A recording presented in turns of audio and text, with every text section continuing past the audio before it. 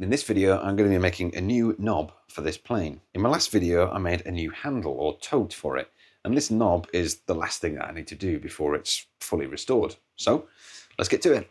To begin with, I took a very rough measurement and then started to cut a piece of the yew wood from the same log I used to make the handle. This was basically the same process as my last video, and is essentially sawing and planing things to get a nice and relatively square piece to work from. Once I had it square, I started to plane down the corners to gradually turn it into a rounded cylinder.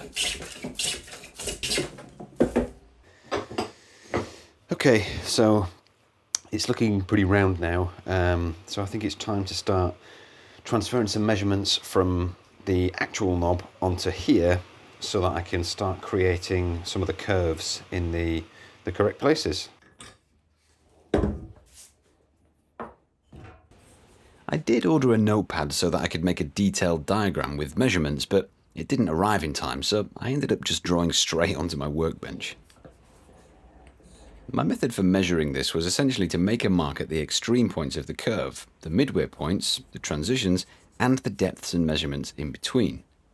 I could then transfer these marks to the cylinder and mark my saw with the depth I needed to go down to remove the right amount of material.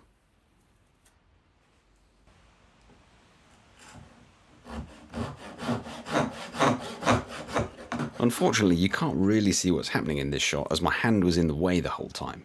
But for clarity, I'm using the saw to cut into this lower portion of the knob to remove a good chunk of material, then I can just chisel down to those saw curves.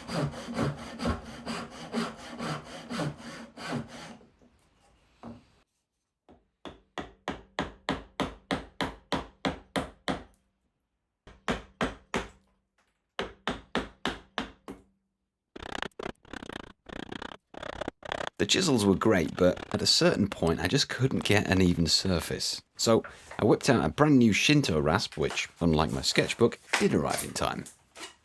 This thing is a beast for shaping wood, and you'll see a bit more of that in a minute. But for smoothing this particular section, the angle was a bit tricky, so I raised things up a bit using a sash clamp to hold the workpiece, and then the vise to hold the sash clamp, which gave me a lot more clearance for the rasp.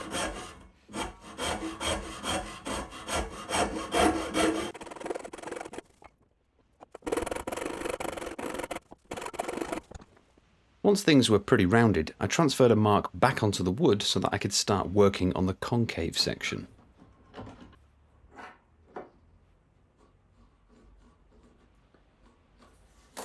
You can see here I'm using a half-round rasp to create the curve in the lower part of the handle, and I didn't have any particular technique for this, I just kept rasping away until things felt even and round.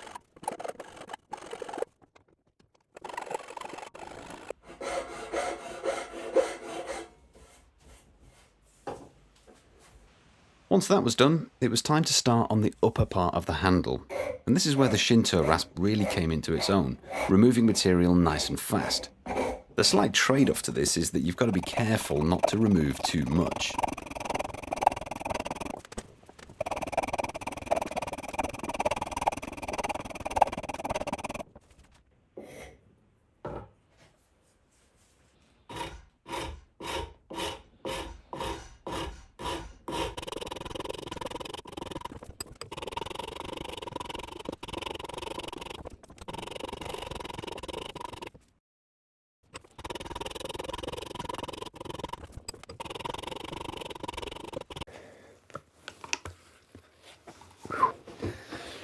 Okay, I think it's starting to look pretty good now, pretty close to our original. The rasps are doing a pretty good job, but they're leaving a fairly rough surface, as you can see. So I think now it's time to go in with some sandpaper and get this thing smoothed up.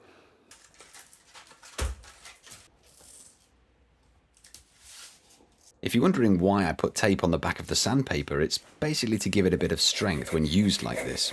Otherwise, it has a tendency to just break.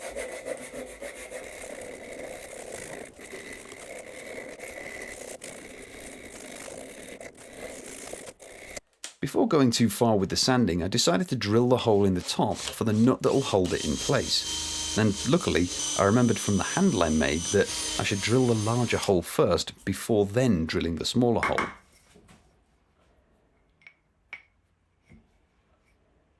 Then I drilled the smaller hole and cut the handle off using my saw guide.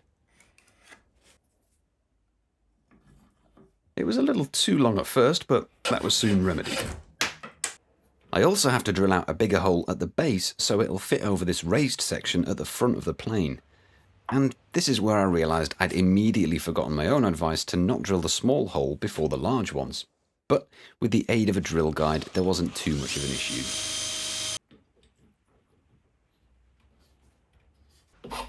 Then it was just a case of rounding over the edges to help it fit into the perfect spot. Okay, after a bit of finessing, it fits and it feels pretty good. So now I just need to tidy up some of the new rough edges I've made, give it all a proper sand, get some oil on it, and then it'll be done. I think I need to tidy up on the workbench as well. For the final sand, I managed to chuck it up in a drill, which was way quicker than trying to do it purely by hand. And it even helped me to smooth out a few areas that weren't quite as perfect.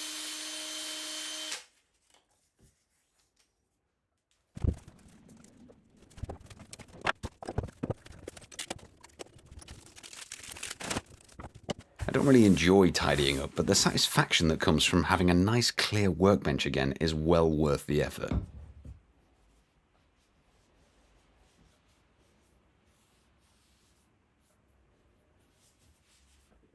And there we go. A bit of mineral oil and this knob is finished.